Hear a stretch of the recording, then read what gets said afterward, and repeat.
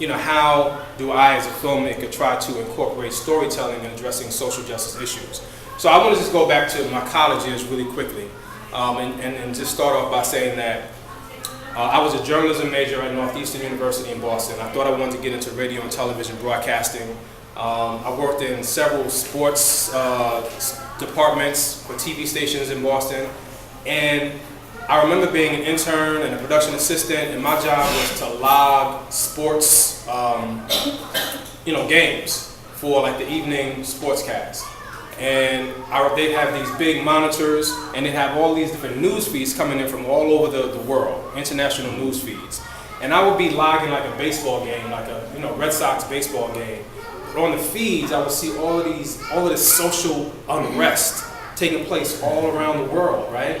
And I would always gravitate to what was happening around the world, and I always felt like though the issues that were taking place around the world were so much more important than a baseball game or a football game or a basketball game.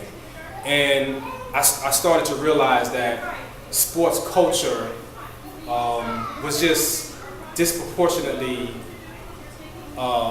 pedestalized, you know what I mean? And I felt like there were a lot of issues that needed to be addressed that weren't being addressed. And I also felt like TV news didn't really do these stories any justice. Like, you can't really get underneath a story in a minute and 5 seconds on television news, whether it's a local news story or a national television broadcast, right? And so I started to question whether or not I wanted to be in radio and television. And then I took a class at Northeastern called Blacks in the Media and the Press.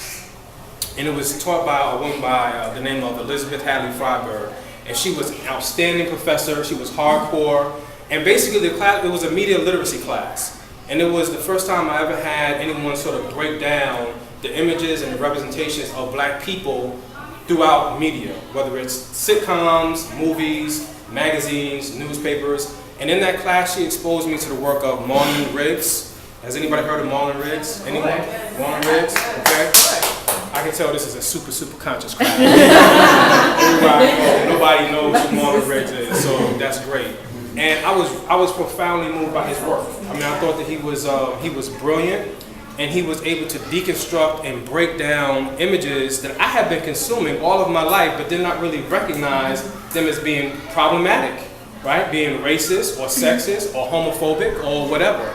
And so Marlon Riggs' work was very groundbreaking in that he addressed race, class, gender, sexuality in very powerful ways. And I walked away from his films feeling transformed. And I remember saying to myself in that classroom that I wanted to have the same impact, same effect that Marlon Riggs had on me. I wanted to have that impact on other people, especially young people.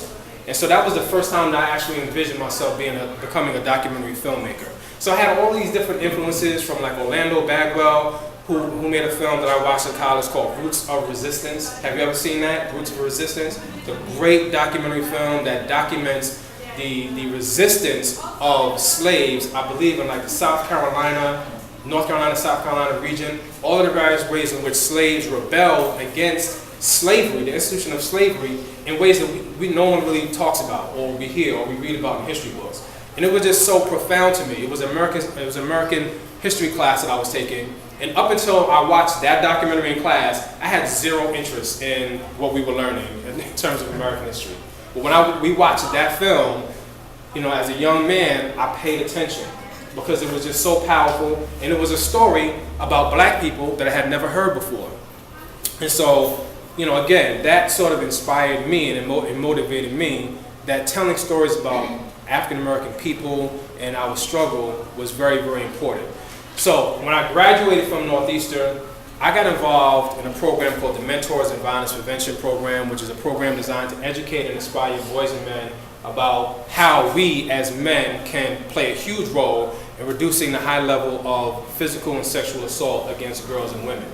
And so I have been in college, I have been highly politicized around race issues primarily, but when I graduated from college, I got an additional sort of education around gender issues, which is what led me to speak out very strongly about all forms of violence against women across the country, but also it is what led me to make 2 films. I Am a Man, Black Masculinity in America, which, has anybody heard of that or seen that film?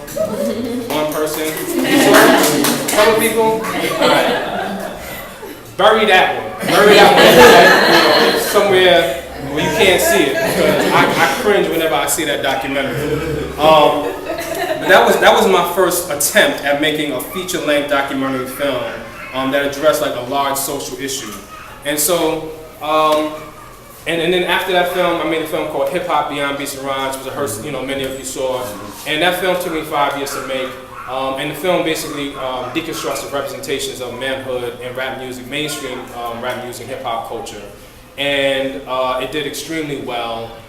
We had a huge campaign, educational, like a community engagement campaign, which Monifa was a huge part of developing and making happen. And I'm still showing that film to this day. I showed clips from it a couple of days ago in Illinois, in Wisconsin, down in DC, just last week alone, okay? So that film is still being used all over the place. Food Junkies is a film that was inspired by my father. My father struggled with obesity for as long as I knew him. And he became ill in 2004. And I really wanted him to change his eating habits. And I saw how difficult it was for him to do that. And he loved eating soul food on top of other foods that he loved to eat, fast food. And I saw how difficult it was for him to let go of soul food and other foods that make him feel good. And so when I started to research the illness that he had and what led to it, what contributed to it, I also started to read how African American people and poor people in general lead almost every statistical category in terms of health, nutritional related illnesses or diseases. And so I just decided that I wanted to make a film that both addressed my father's personal struggle, but also addressed the larger struggle that we as African American people, people of color, have in terms of eating healthy and also having access to healthy food. So I just want to encourage you to continue doing the work that you do. It's much needed, and I know it's a lot of work and they ain't really get paid, to do the work that you do, but it's vital, to help our communities grow. So much love to you and much respect. Thank you.